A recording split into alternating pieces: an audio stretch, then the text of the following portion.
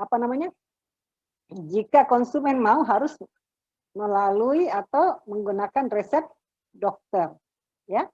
Yang kedua, industri farmasi, obat yang diproduksi oleh industri farmasi harus terkontrol alur pengeluarannya dan sebagainya, sehingga diberikan atau didistribusikan langsung ke PBS supaya terkontrol, ya, karena betapa sibuknya itu kalau industri farmasi, dia sendiri yang memproduksi, dia sendiri yang mau langsung ke pasien. Selain juga diatur karena ada aturan dari pemerintah terkait dengan pendistribusian ke pasien, ya. Jadi dia mendistribusikan langsung ke PBF, ya. Umumnya itu ke PBF sekarang. Sudah jarang ke apotek karena repot kalau masing-masing di apotek. Coba bayangkan apotek seluruh Indonesia. Sehingga industri farmasi tersebut mendistribusikan langsung ke PBF. Jadi umumnya industri farmasi sekarang mempunyai PBF juga, ya. Nah, nanti dari PBF itu dia distribusikan ke PBF cabang maupun ke apotek dan sebagainya. Nah, kemudian juga yang diatur di dalam Permenkes 2010 adalah bahwa industri farmasi selain memproduksi sediaan farmasi, sediaan obat, juga mempunyai fungsi di dalam hal pendidikan dan pelatihan, penelitian dan pengembangan. Jadi selain dia membuat obat, fungsinya juga sebagai pendidikan dan pelatihan. Jadi kalau misalnya mahasiswa ada yang mau pergi magang, ya, ataukah praktek kerja profesi apoteker, itu harus dia terima, karena selain fungsi pembuatan obat juga pendidikan dan pelatihan. Begitupun dengan penelitian dan pengembangan, ya. Jadi industri farmasi selain dia membuat obat, bisa juga dia mengembangkan atau meneliti bahan-bahan aktif yang akan atau bahan tambahan yang akan dia membuat suatu produk, ya. Selain menerima pelatihan magang dan penelitian dari luar, dari perguruan tinggi farmasi atau yang lainnya, juga mereka juga bisa melakukan penelitian dan pengembangan, ya. Nah, jikalau industri farmasi itu memproduksi obat jadi narkotika, maka penyimpanan narkotika harus disimpan pada gudang khusus, ya, tidak boleh bercampur dengan gudang bahan-bahan yang non narkotika. Jadi harus tersendiri gudang khusus narkotika dalam bentuk bahan bakunya sebelum dibuat produk jadi, kemudian gudang khusus narkotika dalam bentuk sediaan jadi. Begitupun juga kalau dia memproduksi psikotropika, harus berupa gudang khusus untuk bahan baku psikotropika, juga gudang khusus untuk sediaan jadi psikotropika. Ini diatur pada Permenkes tahun 2015. Ya. Terkait dengan penyimpanan untuk narkotika dan psikotropika maupun prekursor. Nah, begitupun juga diatur terkait dengan pemusnahan narkotika, psikotropika, dan prekursor. Ini di Permenkes 2015.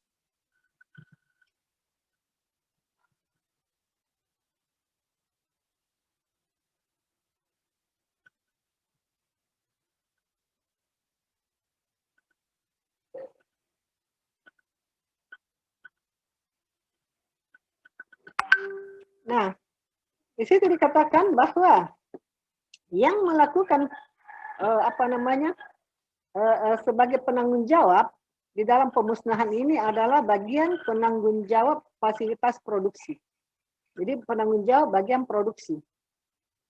Yang nantinya menyampaikan surat pemberitahuan dan permohonan saksi kepada Dinas Kesehatan Provinsi. Ingat, Dinas Kesehatan Provinsi bukan Dinas Kesehatan Kota, ya, tapi provinsi. Dan ada kata dan atau Balai Besar Ini yang di daerah ini, balai besar atau balai pengawas obat dan makanan setempat. Jadi bisa dia dan minta izin ke sini dan ke sini, atau salah satunya ya. Nah, kemudian dua narkotika, psikotropika maupun prekursor dalam bentuk obat jadi, haruslah sebelum dimusnahkan, haruslah dilakukan pemastian kebenarannya secara organoleptik oleh saksi sebelum dilakukan pemusnahan. Jadi begitu ketatnya ya. Jadi peraturan-peraturan ini kau maknai apa-apa isinya yang terkait di dalam pembuatan obat atau produksi obat atau terkait dengan di industri, peraturan di industri farmasi.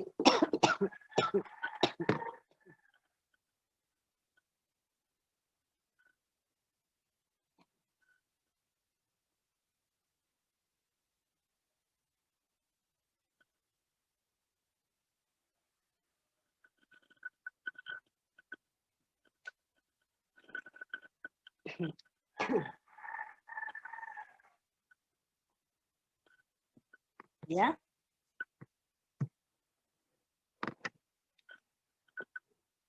Nah, prosedurnya adalah pemusnahan itu disaksikan oleh petugas yang telah ditetapkan karena dia meminta saksi ya. Tadi ini terkait dengan ini. Jadi kalau misalnya mengadakan pemusnahan, dia harus meminta saksi dari kepala dinas kepada dinas kesehatan provinsi, bukan kota ya, atau balai besar. Nah, kemudian pemusnahannya disaksikan oleh petugas yang telah ditetapkan, kemudian membuat berita acara pemusnahan. Ini juga sama nanti pada waktu pemusnahan obat di apotik maupun kertas resep ya, sama begini, membuat berita acara pemusnahan yang isinya adalah hari apa, tanggal apa, bulan berapa, dan tahun pemusnahannya. Kemudian tempat dilakukan pemusnahan, kemudian nama penanggung jawabnya. Kalau di industri adalah penanggung jawab di bagian produksi. Kalau di apa namanya di apotik, penanggung jawab apotiknya. Kemudian nama petugas kesehatan menjadi saksi dan saksi lainnya, ya. Kemudian nama dan jumlah narkotika itu harus diterterakan, ataukah psikotropika ataukah prekursor. Ini satu-satu ya, nggak bisa digabung. Kemudian bagaimana cara pemusnahannya? Apakah dibakarkah atau dilarutkan dulu baru dibuang di tempat yang khusus ya? Ini masih di Permenkes 2015. Lalu ada tanda tangan penanggung jawab fasilitas bagian produksi maupun saksi. Jadi harus ditandatangani ya.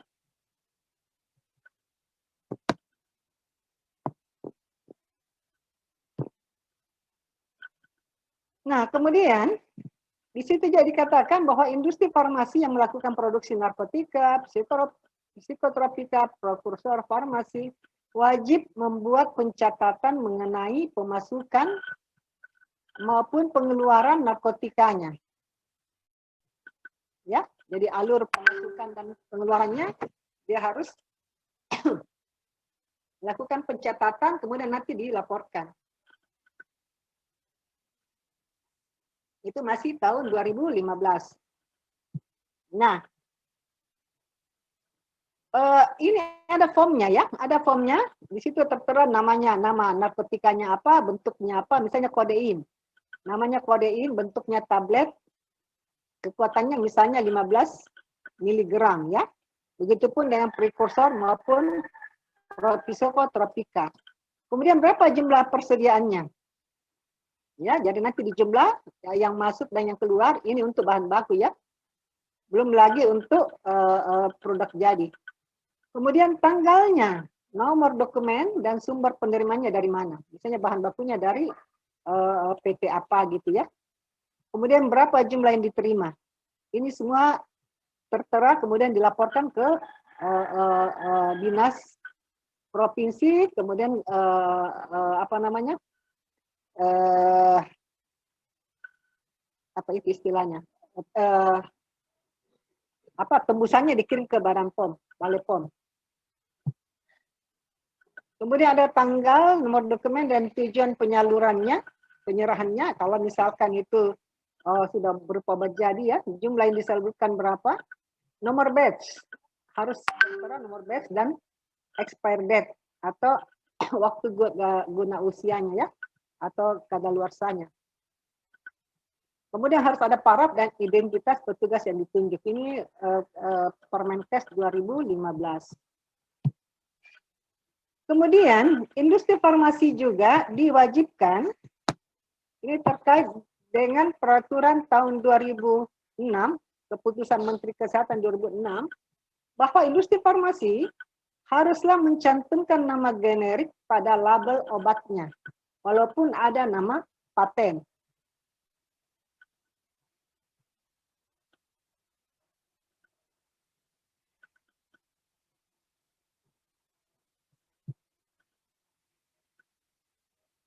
Nah, mengapa dia membuat peraturan seperti itu? Mengapa pemerintah mengeluarkan peraturan seperti itu? Karena kita tahu bahwa jumlah obat yang beredar kalau di Indonesia itu sangat besar ya, beda dengan di luar negeri dibatasi. Kalau di sini tidak. Jumlah item obat yang beredar di Indonesia itu sekitar 18.000. Ini masih tahun berapa ini? Saya kutip masih tahun berapa? Kalau sekarang mungkin sudah melebihi lagi. Jadi 18.000 nama dagang, sehingga tidak memungkinkan kita untuk mengingat zat berkhasiatnya. Nah, yang ditakutkan kalau terjadi kekeliruan di situ. Maka pertimbangannya selain nama paten, nama dagang juga harus dicantumkan nama generik. Kemudian juga masyarakat perlu tahu atau perlu mendapat informasi terkait zat berkhasiat di dalam obat yang akan dikonsumsinya. Jadi ada unsur di dalamnya, itu ada unsur pembelajaran, pemberdayaan, dan perlindungan konsumen. Makanya berdasarkan inilah maka industri farmasi diwajibkan mencantumkan nama generik pada label obatnya selain nama dagangnya ya. Nah, di situ juga masih di keputusan Menkes tahun 2006 dikatakan bahwa pencantuman nama generik ini sampai ke label obat pada satuan kemasan terkecil. Kalau tablet ya sampai ke blister atau distripnya supaya ditahu. Karena belum tentu orang semua mendapatkan dos yang memuat tentang itu. Jadi harus sampai ke kemasan terkecil. Kalau tablet ya sampai ke strip maupun blister. Juga untuk obat bebas maupun obat etikal. Obat etikal itu yang harus menggunakan resep. Ya. Seperti itu harus. Kemudian baik itu untuk komposisi tunggal obat tersebut maupun lebih dari satu berkhasiat. Jadi kalau misalnya dua ya dua-dua disebut. Seperti ada salah satu obat, saya lupa nama dagang apa itu, dua obat anti hipertensi sekaligus dia di jantung itu ada dua. Jadi bukan tunggal, dua bahan aktifnya, jadi dua-duanya disebut. Kemudian pada waktu dicantumkan harus sesuai dengan nama ini, International Non-Proprietary Name atau ISN. Kemudian juga diatur bahwa dapat menggunakan nama singkatan kalau hal itu sudah lazim orang ketahui. Misalnya, fenilpropanolamine hidroklorida. Kalau hidroklorida kan orang sudah tahu adalah HCl, jadi bisa disingkat. Ya. Pokoknya yang sudah lazim itu bisa disingkat, tapi yang tidak lazim harus dikasih panjang. Kemudian juga tahun 2006, keputusan Menteri Kesehatan 069, bahwa industri farmasi tersebut di dalam produknya itu, di dalam brosurnya itu, dia harus mencantumkan harga eceran tertinggi obat. Nah, di sini dicantumkan, mengapa pemerintah mengeluarkan aturan seperti itu? Apa pertimbangannya? Ya, pertimbangan yang kita lihat realita di pasaran, banyaknya variasi harga obat yang beredar di apotik maupun toko obat. Coba lihat, Anda pergi dari apotik satu ke A1, berbeda-beda itu. Jadi banyaknya variasi harga obat yang beredar di apotik maupun di pasaran, sehingga bagi konsumen itu menimbulkan ketidakpastian. Jadi seakan-akan semau-maunya, ya, semau-maunya pelaku pasar, ya. Jadi menimbulkan ketidakpastian bagi masyarakat di dalam memperoleh obat.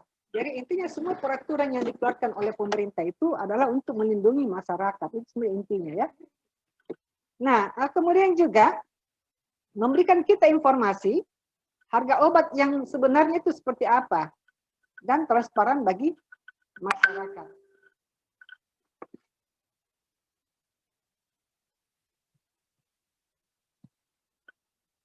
Nah, dikatakan di situ bahwa HET yang tercantum pada label obat adalah sudah harga neto apotik ditambah dengan pajak PPN, kemudian ditambah dengan keuntungan apotik itu sendiri atau margin apotik 25%, ini kan sudah banyak, ya.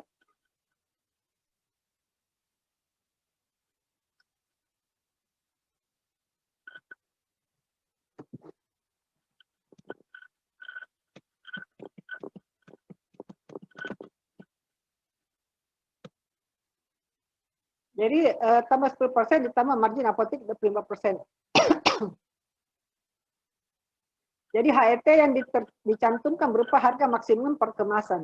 Jadi tidak boleh harga di apotik itu lebih tinggi dibanding harga HET.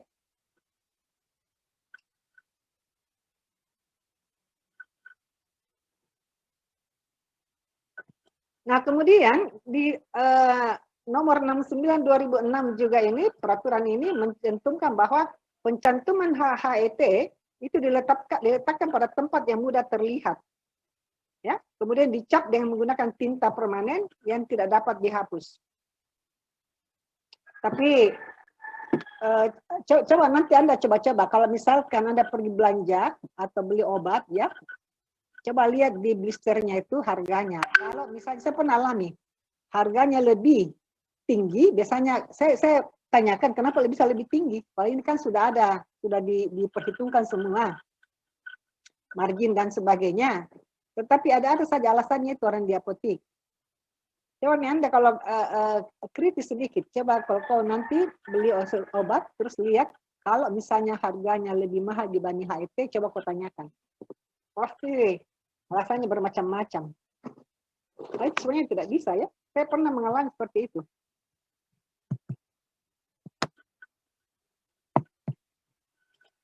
Nah, kemudian Peraturan Kementerian Permenkes tahun 2008 terkait dengan registrasi obat. Dikatakan bahwa industri farmasi jikalau setelah membuat atau memproduksi obat kemudian mau diedarkan di masyarakat, maka dia harus melakukan registrasi obatnya ke Badan POM. Kalau tidak dapat nomor registrasi atau tidak meregistrasi, tidak boleh mengedarkan obatnya atau produknya ke masyarakat. Nah, mengapa Badan POM mengeluarkan peraturan 2008 ini terkait registrasi obat? Apa pertimbangannya? Ya tentu saja untuk melindungi masyarakat dari peredaran obat yang tidak memenuhi persyaratan. Ini paling penting, tidak memenuhi persyaratan keamanan, mutu maupun kemanfaatannya. Ya, ini sangat berbahaya. Apalagi kalau dia mengklaim bahwa antibiotik yang dijual ternyata mutunya tidak bagus, ya. Kemudian juga efeknya tidak sesuai, nah itu dapat membahayakan pasien.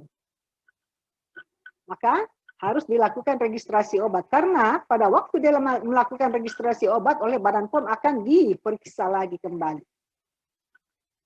Apakah betul khasiat yang diklaim, apakah efek samping yang dia klaim seperti itu betul atau tidak. Makanya di Badan POM itu peralatan canggih-canggih, ya. Dia bagian pengujian.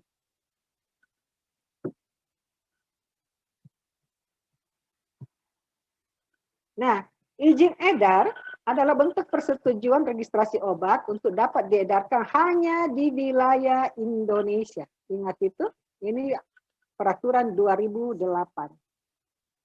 Ini semua nanti kapan-kapan saya akan tanya ya apa isinya. Jadi kamu harus tahu. Kalau misalnya terkait dengan registrasi obat, seperti apa? Terkait dengan HET, seperti apa? Ya.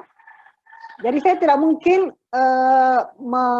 ini kan ke apa namanya ayat, bab, tahun, nomor tidak mungkin kau hafal seperti itu. Tetapi yang paling penting adalah isinya.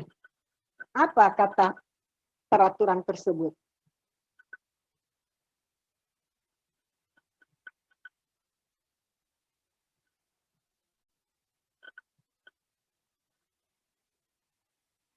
Nah, registrasi adalah prosedur pendaftaran dan evaluasi obat. Ini ada evaluasi obat, maka akan diuji. Apakah betul seperti itu? Untuk mendapatkan izin edarnya. Begitupun kalau ada obat kontrak. Ya, juga diatur. Jadi registrasi obat kontrak hanya dilakukan oleh yang pemberi kontrak. Dan bertanggung jawab atas mutu obat yang diproduksi berdasarkan kontrak. Jadi seperti misalnya begini, ada industri A, ada industri B. Industri A kelebihan permintaan sehingga dia akan memproduksi melebihi dari yang sudah dia tetapkan, ya misalnya. Maka dia akan memberikan kontrak ke industri B untuk diproduksikan obatnya. Itu maksudnya ya. Jadi dia bikin MOU, bikin perjanjian. Perjanjian di situ diutarakan semua. Nah, pemerintah dalam hal ini peraturan 2008 dia menyatakan bahwa yang bertanggung jawab atas mutu obat itu ya pemberi kontrak, bukan yang diberi kontrak. Ya. Banyak lagi aturan-aturan terkait itu. Nanti Anda bisa baca di peraturan yang dikeluarkan oleh Badan POM terkait industri kalau akan mengontrak industri yang lain.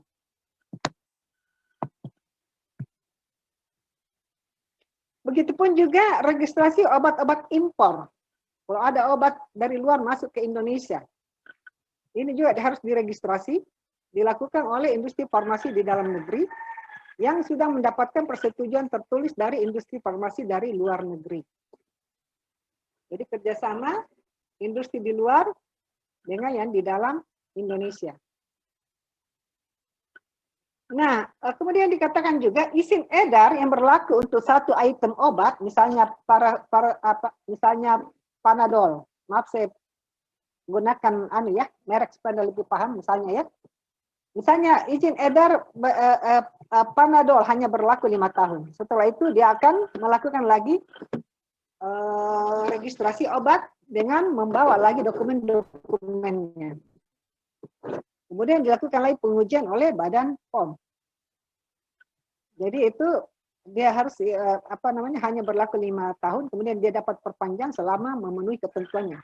Ketentuan itu salah satunya adalah ketentuan klaim bahwa indikasinya apa, mutunya seperti apa, keamanannya seperti apa ya. Itu di Permenkes 2008. Nah, begitupun juga dengan penandaan di dalam etiketnya atau di dalam kemasan dari sejian obat tersebut. Ini di Permenkes 1010 nomor 1010 tahun 2008.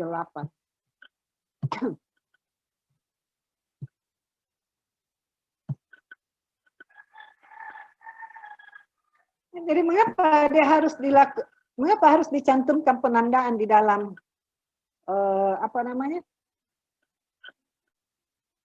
di dalam sediaan obat, di dalam kemasannya? Ada yang tahu? Halo? Halo? Halo? Ada yang tahu? Mengapa harus dilakukan penandaan? Saya Ibu mungkin bisa jawab.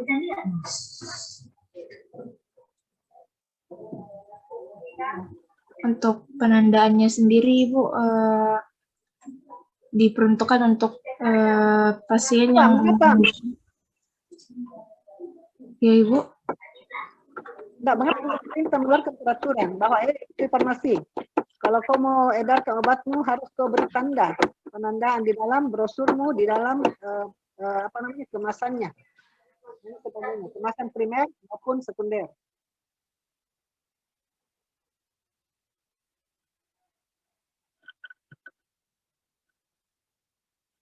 Ini dulu ya, saya ini dulu ya.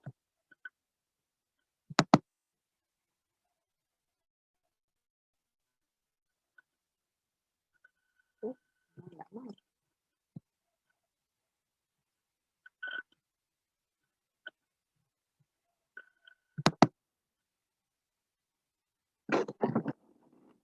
Sebentar ya.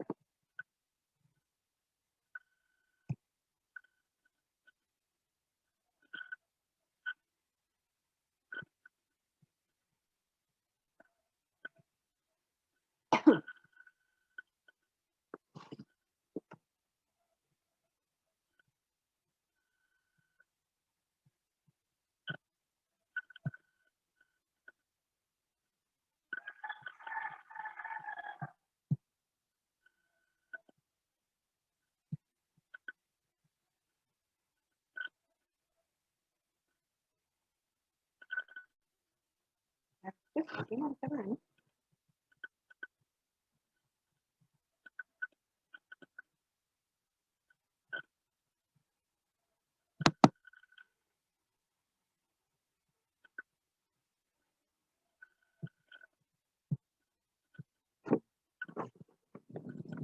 Jadi penandaan adalah keterangan yang lengkap mengenai khasiat, keamanan, cara penggunaannya, serta informasi lain yang dianggap perlu, yang dicantumkan pada etiketnya, brosurnya, dan kemasan primer maupun sekunder yang disertakan pada obat. Ya, ini tahun 2008 nomor 1010. Penandaannya apa saja? Ada yang tahu? Apa saja penandaannya? Yang tertera di dalam brosur maupun kemasan primer maupun sekunder, apa saja penandaan yang dicantumkan di situ? Kau pernah lihat? Kau pernah beli obat kah? Pernah, Ibu. Pernah, Bu. Apa antara lain penandaan yang harus dicantumkan di situ? Indikasi, Tanda obat peras, obat bebas. indikasi, terus cara pemakaian, Nah, dosis. harusnya kau bertahan, jangan loncat. Apa dulu yang pertama? Indikasi. Apa dulu yang pertama? Oh, langsung indikasi yang kau lihat. Golongan obat, Ibu. Kalau kau beli obat itu, pertama kalau kau mau, kau nggak pernah beli obat kan? Komposisi obat, Bu. Yang pertama kau lihat, Komposisi obat. ya. Kenapa langsung masuk ke komposisi? Apa yang pertama? Namanya. Pedagang. Namanya tuh. Kau yang pertama kau lihat apanya? Namanya tuh komposisinya. Namanya Ibu. Nama obat yang kau lihat pertama tuh Namanya, komposisi. Ibu. Nama, Ya? Ibu. Nama, Bu. Nah, apakah betul itu yang kau inginkan? Saya mau beli Panadol. Terus kau dikasih. Pasti kau lihat dulu namanya, betul tidak Panadol? Atau kau lihat langsung komposisi? Atau kau lihat, tentu namanya dulu. Nah, setelah nama, apalagi yang kau perhatikan? Oke, pertama nama. Yang kedua apa yang kau perhatikan? Halo. Bentuk sediaannya, Bu. Nah, boleh. Apalagi? Nomor itunya, Bu, nomor registrasinya. Nah, yang pertama nama, kemudian nomor registrasi. Ada enggak nomor registrasinya? Jangan sampai saya dapat obat palsu. Ada, Ibu.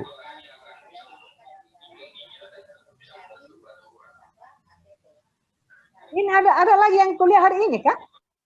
Kenapa ada sedengaran? Ada yang kuliah juga hari ini? Bersama dengan jadwal undang-undang. Tidak ada Ibu, mungkin Halo. ada teman di sebelahnya yang lagi kuliah mungkin Ibu.